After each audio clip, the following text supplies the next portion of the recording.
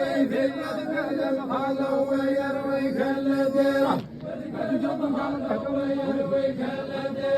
بعد جود قام ابوكم المضيفي الفان البراقي يلمع في القنيفي والقلم خاله ويروي كل ديره القلم خاله ويروي كل ديره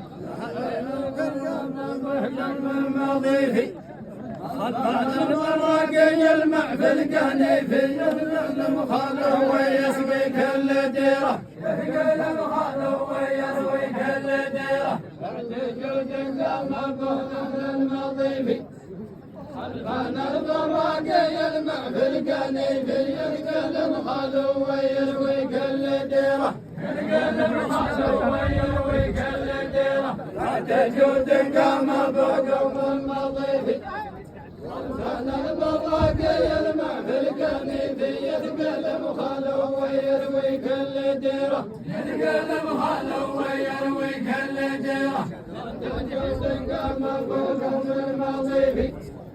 الفان البراقي يلمع في القنيفي القلم خاله ويروي كل ديره القلم خاله ويروي كل ديره بعد جود قام ابوكم المضيفي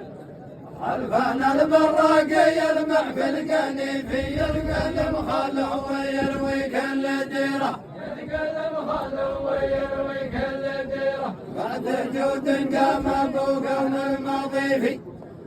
الفان البراقي يلمع في القنيفي القلم خاله ويروي كل ديره القلم خاله ويروي كل ديره بعد جود قام ابوكم المضيفي الفان البراقي يلمع في القنيفي القلم خاله ويروي كل ديره القلم خاله ويروي كل ديره بعد جود قام ابوكم المضيفي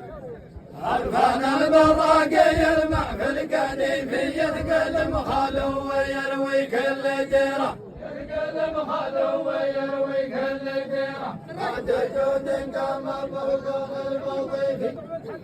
الفان البراقي يلمع في القنيفي القلم خاله ويروي كل ديره يا عموم الريث يا ضلع المنيفي يا حماد الحق والحد المخيفي بالجنابي والبلاجيك القصيره يا عموم الريف يا ضلع المنيفي يا حماة البقع والحد المخيفي بالجنابي والبلاجيك القصيرة حسان يا عموم الريث يا ضلع المنيفي يا حماة الحق والحد المخيفي بالجنابي والبلاجيك القصيرة يا عموم الريف يا ضلع المنيفي يا حماة البقع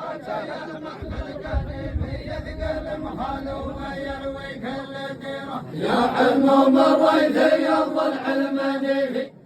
يا حماد الحق والحد المخيفي بالجنابي والبلاجيك القصيرة يا حماة البقع والحد المخيفي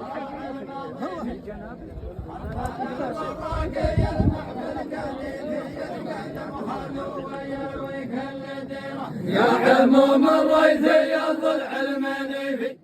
يا حماد البقع والحد المخيفي بالجنابي والبلاجيك القصيرة خلاص تعال معنا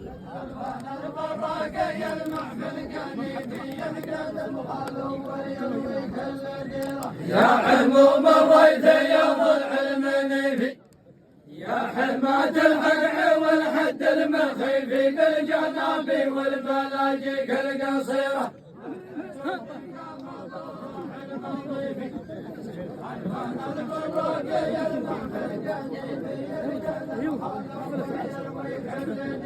يا عموم الريث يا ضلع المنيفي يا حماد البقع والحد المخيفي بالجنابي والبلاجيك القصيرة